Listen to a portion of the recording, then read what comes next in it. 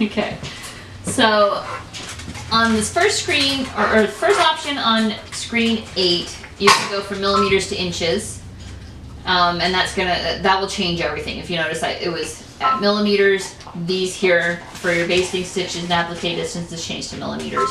You can put it in inches; it'll automatically change it to inches.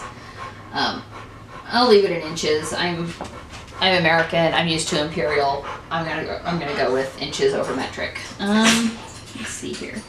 Embroidery background color. So white is default, but if you're embroidering on a blue piece of fabric, for example, or a coral piece of fabric, you can change that color, and then you'll know what your design will look like stitched onto that background. So that's kind of a cool function. I'll leave it white. It's a good default color.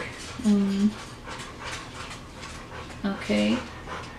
Change the color of the background for the thumbnail area. See page 37.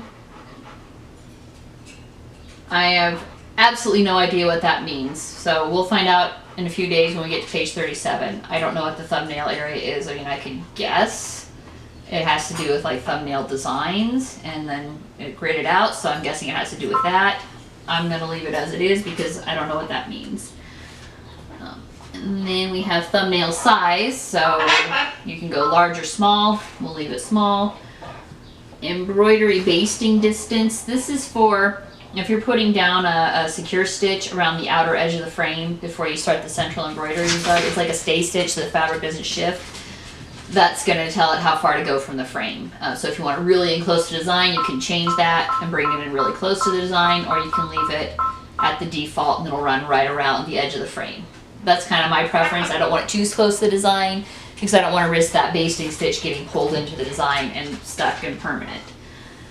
Embroidery distance for the applique pattern is this one, and based on the diagram it looks like that's how long the applique stitch is going to be by default on this machine. And so you can make that bigger if you wanted a bigger applique stitch.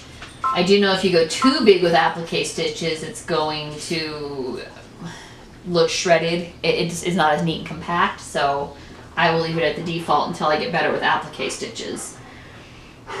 And then last is this bottom one here, embroidery foot with LED pointer adjustment. I have no idea what that means.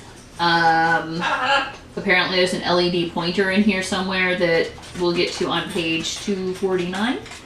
When I get to page 249 we'll figure out what exactly the LED pointer is with the embroidery foot and how to use it. And that is it for screen 8.